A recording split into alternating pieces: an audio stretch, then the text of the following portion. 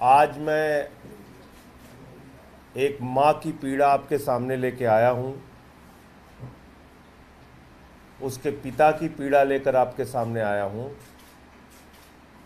एक मासूम बच्चे की पीड़ा आपके सामने लेके आया हूँ। और ऐसी अपील और ऐसी मुहिम पहले भी आप लोगों के सहयोग से मैं चला चुका हूँ। ये जो मासूम बच्चा आप गरिमा जी की गोद में देख रहे हैं, विहंत जैन इसका नाम है।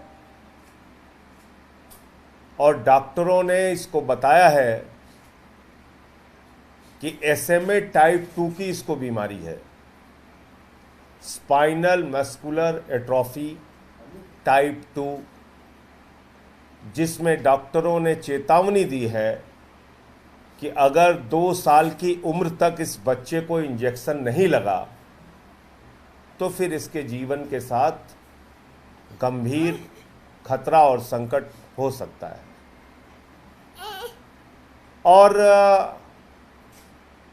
हम सब की मानवीयता के नाते, इंसान होने के नाते ये जिम्मेदारी बनती है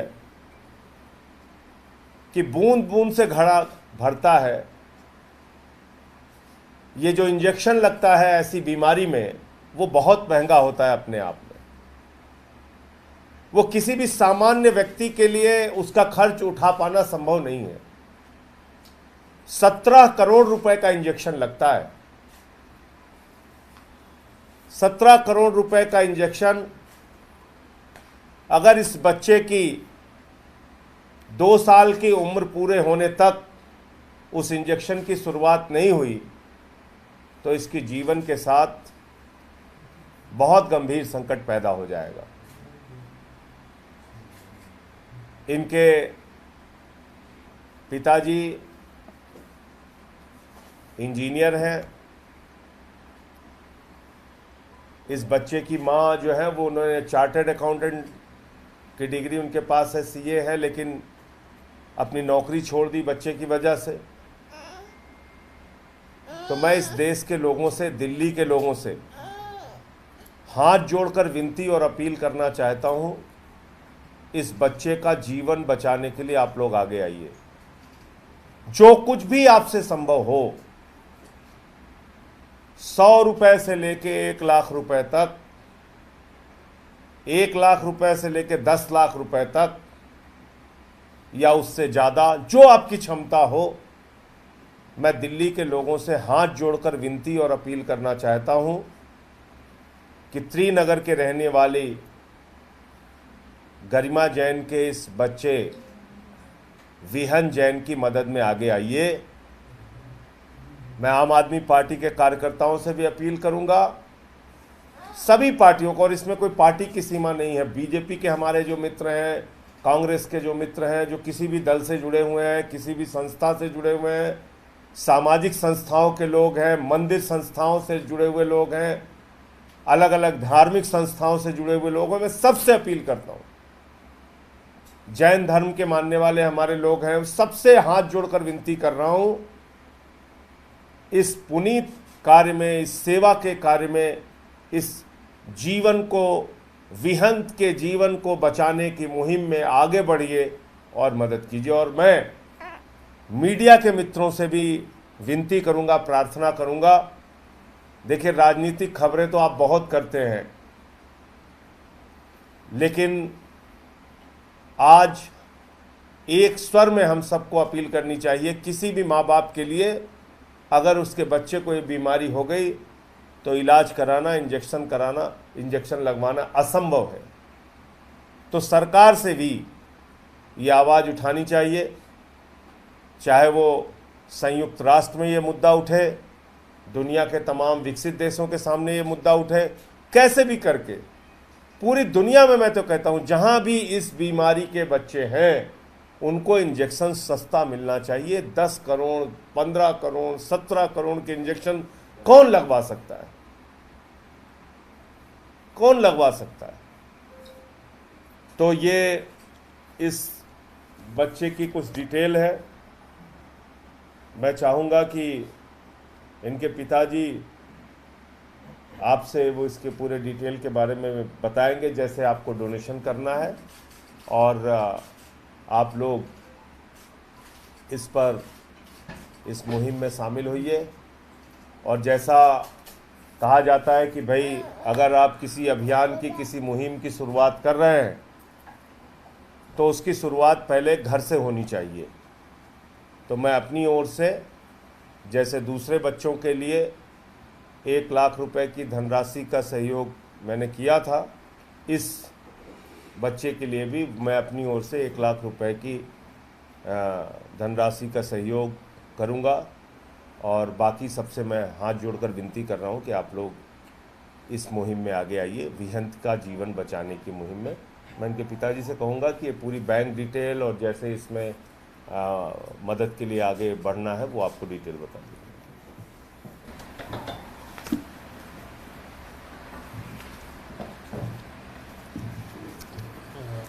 बैठिए। नमस्कार सबको। तो हमने क्राउड फंडिंग के लिए इसमें इम्पैक्ट गुरु जो फंड रेजिंग ऐप है उस पर हमने स्टार्ट करा है। तो इसके अंदर हमारे पास हमने ये पोस्टर बनाया हुआ है जिसमें एक QR कोड है जिसके बेस पे आप UPI कर सकते हैं, और नीचे सारे बैंक की डिटेल है जो जिसमें बैंक में आप डायरेक्ट ट्रांसफ़र कर सकते हैं। इम्पैक्ट गुरु इसमें ATG का बेनिफिट भी दे रहा है। इम्पैक्ट गुरु तो इसके अंदर आप इसमें बैंक नंबर, IFSC कोड और बैंक का नेम वो इसमें बैंक का अकाउंट नंबर है 222333027417243243 और अकाउंट नेम विहन जैन के नाम से है। IFSC कोड है RATN0VAAPIS, जिसके ऊपर आप डायरेक्ट ट्रांसफ़र कर सकते हैं। और अगर UPI करना चाहते हैं तो वो QR कोड उसके लिए हमने इसमें दे रखा है।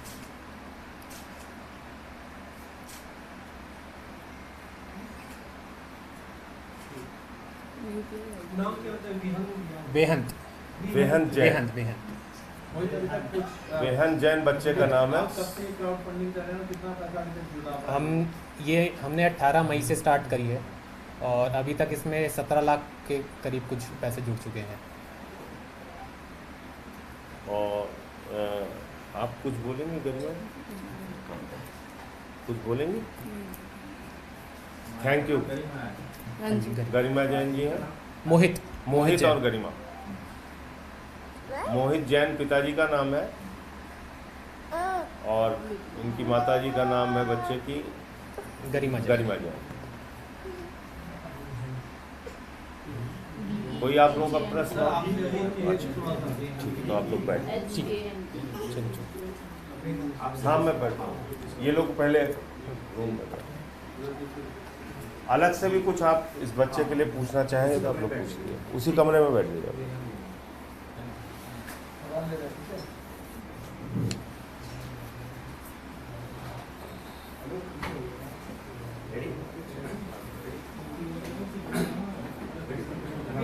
एक नेता है दिनेश कुमार, उनका एक बयान है भारतीय जनता पार्टी के चुनाव के नतीजों को लेकर। उन्होंने कहा कि ज़्यादा अहंकार और ज़्यादा एरोगेंसी के कारण ये नतीजे आए। कैसे देखते आप? देखिए, भागवत जी का बयान, उसके बाद ऑर्गेनाइजर पत्रिका का लेख और फिर इंद्रेश कुमार का ये बयान, ये तीनों बातें ये साबित करती हैं कि आरएसएस और बीजेपी के बीच माँ बेटे का झगड़ा शुरू हो गया है। और अब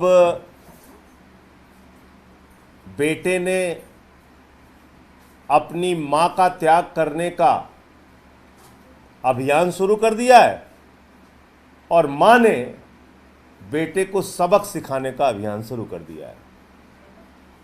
और इसकी शुरुआत होती है जेपी नड्डा जी के बयान से। जेपी नड्डा साहब कहते हैं कि जो अटल जी की बीजेपी थी उसको तो आरएसएस की जरूरत थी, मोदी जी की जो बीजेपी है इसको आरएसएस की जरूरत नहीं है। ये किसी और का नहीं, भारतीय जनता पार्टी के राष्ट्रीय अध्यक्ष आदरणीय जेपी नड्डा जी का बयान है। उसके बाद चुनाव का परिणाम आता है, 240 सीट पे बीजेपी रुक जाती है, बहुमत का आंकड़ा नहीं पाती है, वैसाखी की सरकार चलाती है। भागवत जी का बयान आता है, मणिपुर 1 साल से शांति की राह देख रहा है, मणिपुर में हिंसा जारी है, उस पर कोई कार्रवाई नहीं की गई। फिर उनका बयान आता है कि जो संघ का स्वयंसेवक होता है वो अहंकारी नहीं होता। फिर इंद्रेश कुमार जी का बयान आता है कि अहंकार के कारण जनता ने सबक सिखाया। ये तीनों बातें क्या साबित करती हैं कि विपक्ष के लोगों के मुद्दे 100% सही थे। जब मैं पार्लियामेंट के अंदर मणिपुर की आवाज उठा रहा था, मुझे सस्पेंड करके बाहर कर दिया गया। मैंने संसद के परिसर में कई रातें गुजारी। मैंने क्या मांग की थी प्रधानमंत्री जी से? यही कि मणिपुर में शांति की बहाली कीजिए। उस समय भागवत जी और सारे विपक्ष ने आवाज उठाई थी। उस समय शायद अगर भागवत जी बोलते तो सरकार को या तो सचेत होना पड़ता, कार्रवाई करनी पड़ती, या फिर आज जो 240 का परिणाम आया है, यह परिणाम और कम आता। इंद्रेश कुमार जी कह रहे हैं अहंकारी हो गए। अरे भाई, अहंकार के एक नहीं कई लक्षण आपको दिखे सामने। 10 साल का इतिहास उठा के देखिए। कभी कांग्रेस की विधवा बोल दिया, कभी जर्सी गाय बोल दिया, कभी केजरीवाल को बदनसीब बोल दिया, कभी आतंकवादी बोल दिया, कभी खालिस्तानी बोल दिया, कभी अर्बन नक्सल बोल दिया, 50 करोड़ की गर्लफ्रेंड बोल दिया, कुछ भी बोलते गए। और चलो ये तो राजनीतिक लड़ाई की बात हो गई।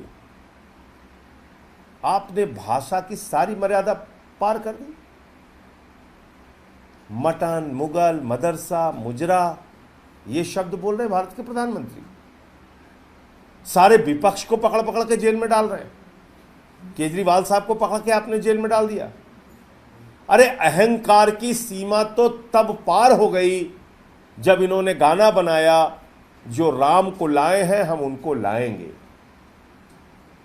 क्या भागवत जी को सवाल नहीं उठाना चाहिए था कि कोई इंसान भगवान श्री राम को नहीं ला सकता? क्या इंद्रेश कुमार जी को सवाल नहीं उठाना चाहिए था कि हमको इस गाने के ऊपर आपत्ति है, आपने कैसे ये गाना बनाया? क्या वो पोस्टर आरएसएस और बीजेपी के लोगों को नहीं दिखा, जिसमें मोदी जी की तस्वीर तो इतनी बड़ी है, वो बड़े भगवान बन गए हैं, और श्री राम जी की तस्वीर एकदम से छोटी है, हाथ पकड़ के उनको लेके जा रहे हैं? ये अपमान नहीं दिखा आपको? ये अहंकार नहीं दिखा? जब संबित पात्रा जी कहते हैं भगवान जगन्नाथ तो मोदी जी के भक्त हैं, आप मुझे बताइए, तब अहंकार नहीं दिखा जब जेपी नड्डा जी ने कहा कि मोदी जी देवताओं के देवता हैं? तब अहंकार नहीं दिखा जब खुद मोदी जी ने कहा मेरा जन्म बायोलॉजिकल नहीं हुआ है, मैं तो अवतार हूं? तो इससे बड़ा अहंकार का क्या उदाहरण होता है जब आपने अपने आप को भगवान से ही ऊपर मान लिया। और देखिए, भगवान श्री राम ने सबक सिखा दिया। भगवान श्री राम का तो बहुत साफ संदेश है कि हमने रावण के अहंकार को भी तोड़ा है, नष्ट किया है, उसकी लंका लगाई है, उसकी लंका जलाई है। हमने तो रावण को भी बर्बाद कर दिया। किसी इंसान के अहंकार को बर्दाश्त करने का तो सवाल ही नहीं उठता। और इसीलिए राम पथ गमन मार्ग हमारे उत्तर प्रदेश में है।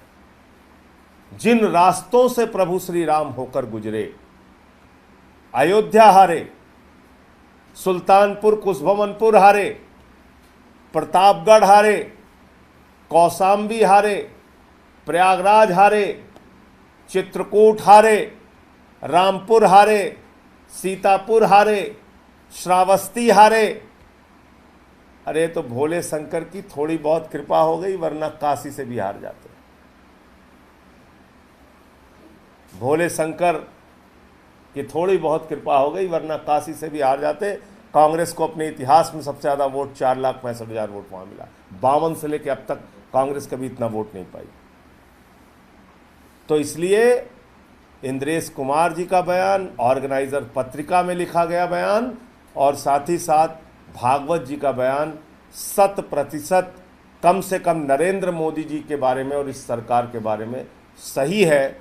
और अब उनको सिर्फ बयानबाजी तक अपने आप को सीमित नहीं रखना चाहिए।